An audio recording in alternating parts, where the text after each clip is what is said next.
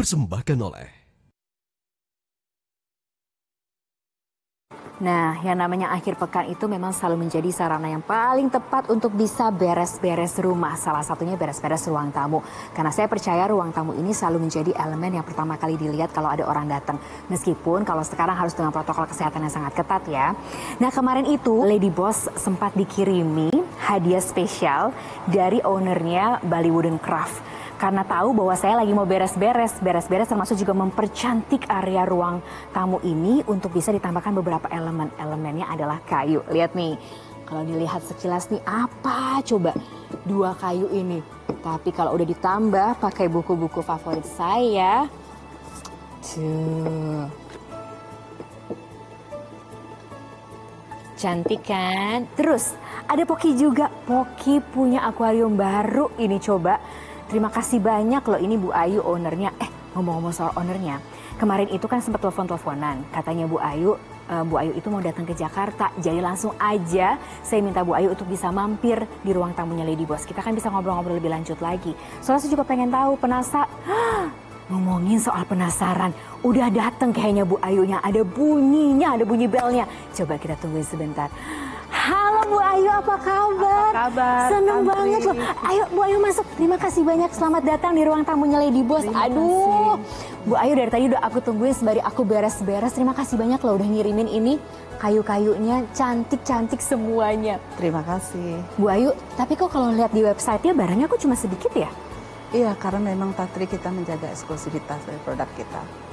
Wow, eksklusivitas. Nanti kita tanya lebih lanjut lagi yuk sama Bu Ayu apa maksudnya. Tapi kita lihat dulu yuk video berikut ini.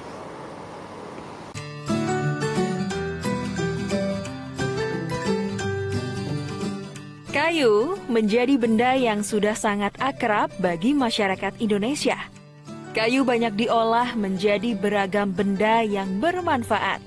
Tapi, bagaimana dengan limbah kayu? Ternyata, limbah kayu bisa dijadikan berbagai produk kerajinan dengan nilai ekonomi yang tinggi loh. Seperti seorang pengusaha kerajinan limbah kayu asal Bali, yaitu Niketut Bakati Anggraini, atau yang akrab dipanggil dengan Ibu Ayu. Sejak 1995, usaha dengan nama Bali Bakati Anggara ini telah memproduksi berbagai dekorasi rumah tangga yang berbahan dasar kayu hingga kaca daur ulang. Setelah mengikuti berbagai eksibisi dan pameran nasional hingga internasional, kini produk Bali Bakati Anggara telah menembus pasar Eropa hingga Amerika Serikat. Kita masih ngobrol-ngobrol dengan Ibu Niketut Bakati Anggraini atau Bu Ayu, founder dari Bali Wooden Craft. Kita masih ingin tahu lagi bagaimana berbisnis kria dari kayu.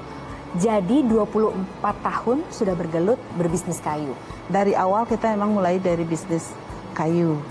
Tapi awalnya itu sesuai perkembangan saat itu kita lebih banyak di ukiran kayu. Awalnya ukiran kayu. Iya. Kemudian sekarang ini berarti limbah kayu. Sekarang limbah kayu. Pada saat itu di tahun 90 kayu masih banyak, masih gampang kita dapatkan. Di samping itu dari permintaan dari customer pada saat itu lebih banyak concern pada desain ukir. Nah, berkembangnya zaman seperti sekarang ini banyak generasi sekarang lebih pada go green. Mereka berpikir untuk go green. Sehingga kalau kita masih menjual dalam bentuk ukiran, berarti kita akan menebang pohon. Ya. Nah, itu akan membantu pemanasan global. Jadi produk kita akan tidak diterima di pasaran. Nah, dari sanalah kita berpikir bagaimana kita tetap di bisnis kayu ini tetapi menggunakan bahan limbah. Berarti sekarang sudah 11 tahun. 11 tahun menggunakan limbah. Limbah kayunya berarti sudah ada sertifikasinya ya? Sudah, walaupun limbah tetap kita menggunakan legal wood ya. Dari mana kayu-kayunya Bu? Dari Bali? Sebagian dari Bali dan ada beberapa dari daerah Jawa Timur.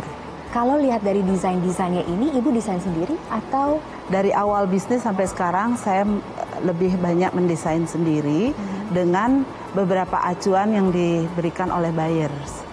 Ya, Buyersnya dari mana sih Bu?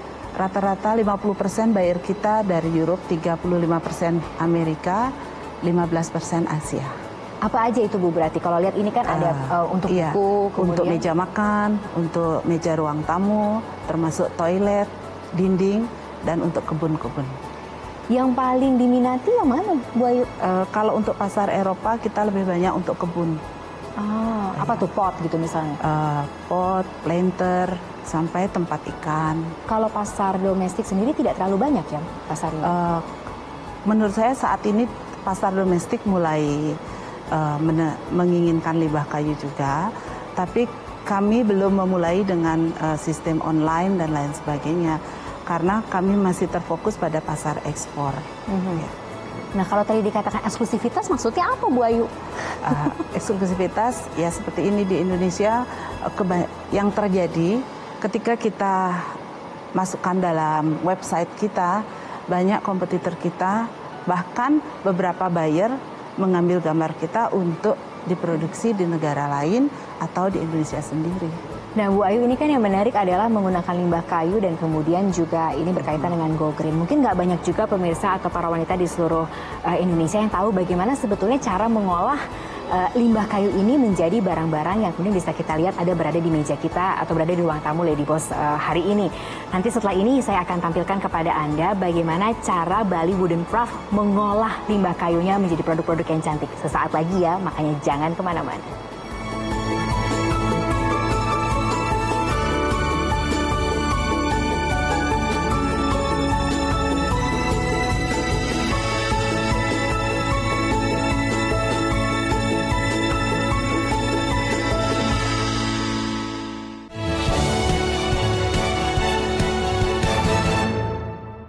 Dipersembahkan oleh Jangan now, gak perlu ke bank. Buka rekening.bri.co.id, daftarnya di situ. Jangan ragu-ragu, siapkanlah ID-mu, foto video kecilmu tanpa datang ke bank. Siapin setoran awalmu, buka akun Brimomu. BRI, Digital Saving. Dari Sabang sampai Merauke, berjajar pulau-pulau, sambung menyambung menjadi satu.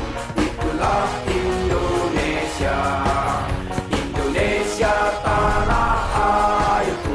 Aku berjanji padamu, menjunjung tanah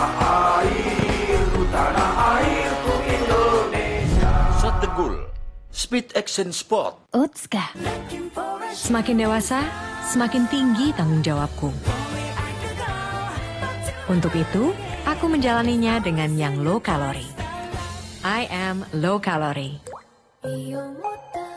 President's Corner pekan ini. Reporter Tami Kartanegara mengajak Anda mengenal lebih dalam Istana Kepresidenan Tampak Siring di Pulau Dewata, Bali bersama Kepala Sekretariatan Presiden Heru Budi Hartono.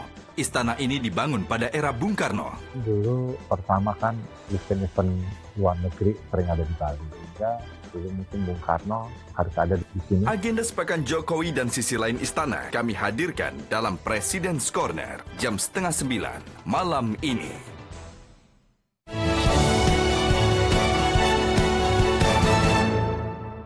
Dipersembahkan oleh Bagaimana cara mengolah limbah kayu menjadi sebuah kriya? Pertama, pilih limbah kayu yang ingin digunakan, seperti limbah kayu jati. Kayu dengan jenis ini biasanya lebih kokoh dan mudah untuk dibentuk menjadi kerajinan tangan. Setelah memilih limbah kayu, kita harus membersihkannya dari tanah yang menempel di permukaan. Lalu, kayu dibentuk melalui proses cutting untuk disesuaikan dengan produk yang ingin dibuat. Dalam proses ini kita harus menggunakan kreativitas agar tercipta bentuk yang khas. Setelah bentuk produk sudah terlihat, kayu harus melewati tahap penghalusan dan proses pernis. Selain menjadi lebih tahan lama, proses pernis dapat melindungi serta memberikan efek berkilau pada produk dari kayu yang dibuat. Setelah melalui proses ini, produk-produk dari limbah kayu pun siap untuk masuk ke pasaran. Nah, itu tadi bagaimana caranya mengolah limbah kayu menjadi sebuah prakarya atau desain-desain unik yang bisa hadir di meja kita ataupun di meja ruang tamu Lady Boss hari ini. Nah, tapi bagaimana juga untuk bisa mendapatkan kepercayaan adalah berbicara masalah kualitas produk juga. Makanya ada Mas Sony yang saya undang juga hari ini untuk kita tanya-tanya lebih lanjut. Trainer dari Womenpreneur Community, apa kabar? Baik. Ini kayaknya sengaja pakai motif Bali karena tamunya dari Bali ya hari ini. Ya. Mas Sony, ini kan kita berbicara mengenai limbah kayu, kemudian menjadi sebuah kreasi. Tapi kan kualitas menjadi paling penting kan sebetulnya? Penting. Jadi sebetulnya namanya koleksi yang diambil bagaimana cara membersihkan bumi dari clutter, dari rongsokan, dari segala macam sudah nilainya sekarang lebih tinggi dan menjadi upcycle kan, sudah bukan recycle lagi. Betul. Upcycle gitu. Jadi bagaimana kita memberdayakan sesuatu yang tanpa nilai menjadi nilai, itu yang menjadi poin. Pengalamannya Bu Ayu sendiri gimana di lapangan atau menjaga kepercayaan itu kan harus menjaga kualitasnya juga Iya, sebenarnya. itu hal yang paling utama adalah menjaga kualitas produk. Apa yang kita tawarkan dari sampel sampai produksi itu harus sama persis. Dalam arti kekeringan kayu, kebersihan. Karena produk kita rata-rata banyak dalam bentuk kecil dan didisplay di atas meja makan. Jadi yang paling kita perhatikan adalah quality product, di mana finishing touch-nya juga kita lebih banyak menggunakan yang food grade. Oke, jadi itu tipsnya dari Bu Ayu. Apa yang ditampilkan harus sesuai dengan apa yang muncul di hadapan pembeli. Oke, berarti muncul ini berarti membuat komitmen untuk memberi pelayanan. Komitmennya harus pelayanan. Jadi materi yang utama. Namanya manusia pasti boleh dong membuat kesalahan. Sebetulnya di dalam desain itu tidak boleh mengatakan bahwa excuses, ya udahlah yang ini sudah boleh tidak Jadi bisa. kalau ada gimana? Tidak ada itu menjadi second, sebetulnya itu menjadi barang reject. Di seluruh dunia tidak ada yang namanya downgrading. Downgrading itu yang membuat pasar menjadi turun di dunia yang lainnya. Berarti quality control harus kuat, harus terstruktur. Exactly. Jadi begini, karena image-nya produk Indonesia itu dibanding dengan negara lain, itu yang namanya quality, kekuatannya itu yang belum bisa dipercaya dan dipertanyakan. Karena begini, sampai berapa lamakah benda ini akan berada di meja saya, sampai berapa lama, itu menjadi sebuah pertanyaan. Sehingga pada saat kita membuat sesuatu yang ditentukan adalah bagaimana long lastingnya produk ini gitu. Itu yang menjadi pertanyaan, karena kalau itu sudah dibuat sehingga orang akan membeli tidak hanya untuk sehari dua hari, tetapi untuk berapa lama dia bisa diberdayakan produk ini. Karena orang tertarik pertama adalah looknya yang cantik, yang kemudian apakah dia akan long lasting di tempat saya, itu yang menjadi problem. Ini Bu Ayu dari tadi betul-betul menyimak dan mencermati. Memang itu yang dilakukan ya Bu ya, tidak itu ya. Untuk saat no ini, excuse katanya Pak Sony. Untuk saat ini kita sudah mempekerjakan 10 orang untuk sebagai quality control. Hanya untuk quality control? Iya. Oke. 10 itu dirasa cukup?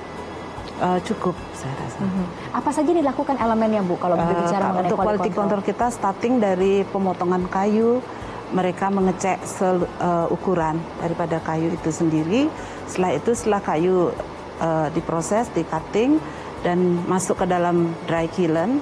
Nah, setelah keluar dari dry kiln, quality control kita mengecek kekeringan daripada kayu sebelum diproses. Setelah itu masuk tahap finishing. Setelah finishing, quality control akan mengecek kembali untuk sebelum di packing. Karena kita tahu di negara tujuan dari customer kita adalah 4 musim, kita sangat memperhatikan umur daripada kayu dan kekeringan kayu. Yang sangat mempengaruhi ketika umur kayu itu kurang dari 30 tahun, dia akan mudah crack, pecah seperti itu. Oke, ternyata elemennya nggak semudah yang diduga gitu ya. Dan berbicara limbah kayu ternyata juga lebih rumit lagi karena kan perpaduan dari berbagai macam resources gitu kan ya Bu Ayu ya. Nah ini mumpung Mas Sony di sini, Bu Ayu juga masih ada di Jakarta, ada beberapa yang sudah masuk melalui email dan juga video. Ini para wanita di seluruh Indonesia. Nanti boleh dijawab langsung ya. Tapi setelah jeda berikut ini, makanya pemirsa jangan kemana-mana, kami akan segera kembali sesaat lagi untuk jawaban dari para narasumber.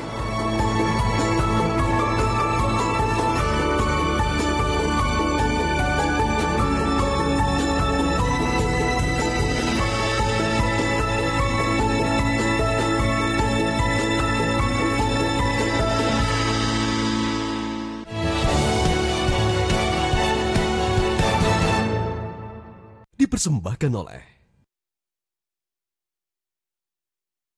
Utska. Semakin dewasa, semakin tinggi tanggung jawabku. Untuk itu, aku menjalaninya dengan yang low kalori. I am low kalori.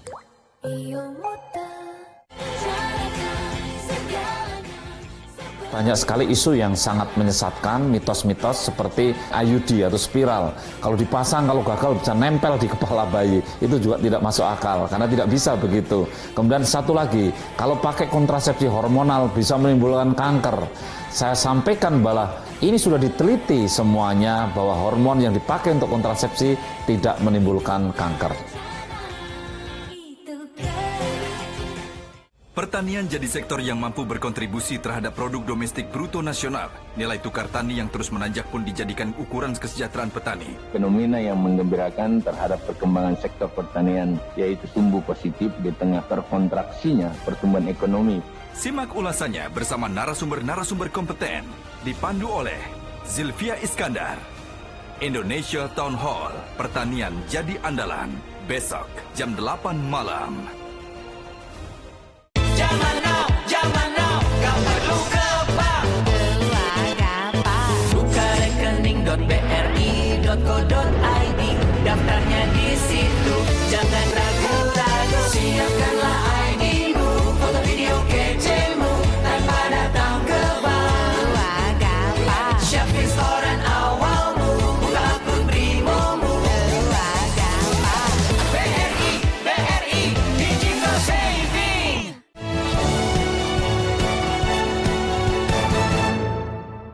dipersembahkan oleh Pemirsa, kembali lagi di Lady Boss, kita akan segera membacakan pertanyaan-pertanyaan dari Anda. Mas Sony, Bu Ayu, ini dari Putri di Jakarta melalui email. Kita sama-sama baca ya. Saya membuka usaha kue, lalu saya membuat tester untuk beberapa orang. Tapi feedbacknya berbeda-beda. Ada yang bilang terlalu manis, terlalu hambar. Gimana saya milih feedback yang harus diterapkan di produk kita? Nah, Mas Sony. Itu sebetulnya gini, makanan apapun bentuknya, kreatornya adalah pencetus selera. Orang mendekati kita karena kita punya selera, bukan karena kita mengikuti selera orang. Pada saat mereka menerima kue kita, adalah selera kita yang diberikan kepada mereka. Oke, karena kan manisnya seseorang berbeda-beda. Berbeda-beda. Kalau saya nggak terlalu manis buat Mas Sony. Kalau kita mengikuti semua orang, kita tidak punya pusing. Tetapi kalau kita memiliki selera yang lebih bagus, karena dari cita rasa, makanya, are you a good chef or not? Gitu. Berikan selera Anda yang terbaik. Yes. Oke. Berikutnya ada video, ini langsung kita lihat sama-sama videonya. Halo Mbak Tantri dan permisa Lady Boss, saya Endang dari Tangerang. Jadi saya sedang merintis usaha di sekitar daerah rumah saya dengan sistem membawa pulang bahan-bahan untuk dikerjakan di rumah masing-masing. Tapi sayangnya tidak semua hasil yang saya terima sesuai dengan ekspektasi saya. Dari 100%, hanya 80% saja yang sesuai. Bagaimana strategi yang harus diterapkan untuk menjaga kualitas produk saya jika mau menerapkan sistem pengerjaan produksi di rumah pekerja seperti itu? Sementara hal tersebut terpaksa saya lakukan karena saya belum punya rumah produksi dengan kualitas yang mumpuni. Terima kasih. Bu Ayu, apa kemudian yang bisa dilakukan ataupun tipsnya? Tipsnya untuk kita memiliki pekerja di luar pabrik, itu mesti kita harus memiliki master sampel.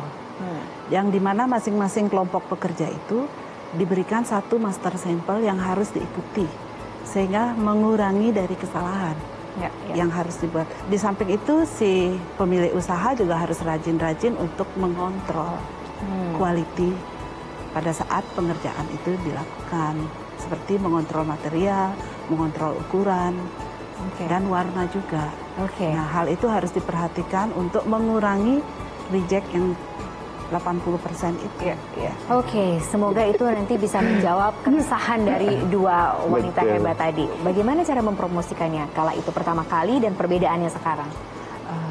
Kalau kita pertama kali itu promosi awalnya dari mengirim email ke buyers langsung. Kita melihat dari direktori yang disediakan oleh kementerian kita, terus kita mendapat respon dari buyer-buyer. Setelah mereka mengirim email, mulailah kita dengan kuantiti yang tidak terlalu besar pada awalnya. Oke, nah sekarang promosinya? Sekarang kita mulai promosinya dari pameran ke pameran, pameran di dalam negeri dan pameran di luar negeri juga. Oke. Ya, salah satu pameran yang pernah kita ikuti yaitu Brilliant BRI. Brilliant BRI. Ya. Tapi itu membantu promosi sampai sejauh mana? Untuk Brilliant BRI sangat membantu kita karena Brilliant BRI itu banyak mengundang importir-importir dari seluruh Amerika, Eropa. Nah, Mas Wani melihatnya promosi apa sih yang paling cocok sebetulnya? Dibutuhkan confident. Makanya Bu Ayu bilang gini, saya berani meng-email. Itu yang jarang diperuntukkan. Orang kan kadang cuma melirik begini. Ke kiri ataupun ke kanan, ke depan ataupun ke belakang, yang dipikirkan ada produk yang sudah dijual in. Saya akan membuntut dari belakang, tapi dengan harga yang lebih murah. Itu yang akhirnya memperburuk dan menghancurkan bisnisnya mereka sendiri. Berarti catatan pentingnya untuk kita hari ini apa, Mas Wani? Keberanian untuk mengajukan sesuatu yang tidak biasa. Dan dengan percaya diri tidak mengurangi penjualan kan? Betul, sampai hari ini kan, betul. Boyo. Nah, berarti apa pesannya atau apa catatan pentingnya untuk seluruh wanita di Indonesia ini supaya dari pengalamannya Bu Ayu supaya bisa percaya diri, supaya bisa juga berbisnis dari lingkungan? Walaupun sekarang bisnis pandemi ini, kita juga harus sering membaca, melihat di internet bagaimana tren yang sedang berkembang. Jadi mengikuti kekiniannya harus dikedepankan. Ya.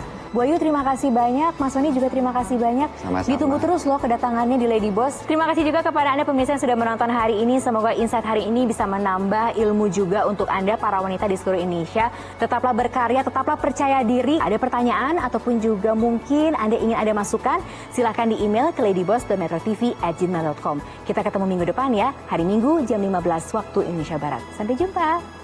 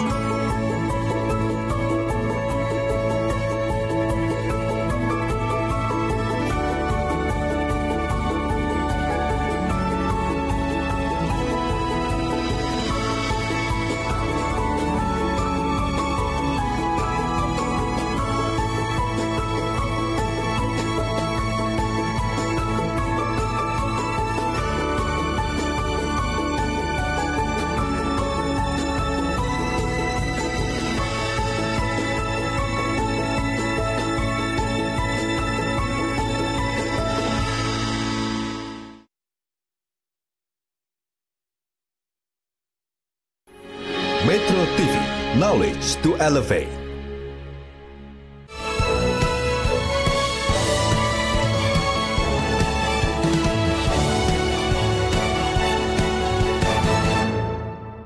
Dipersembahkan oleh. Tahukah Anda kondisi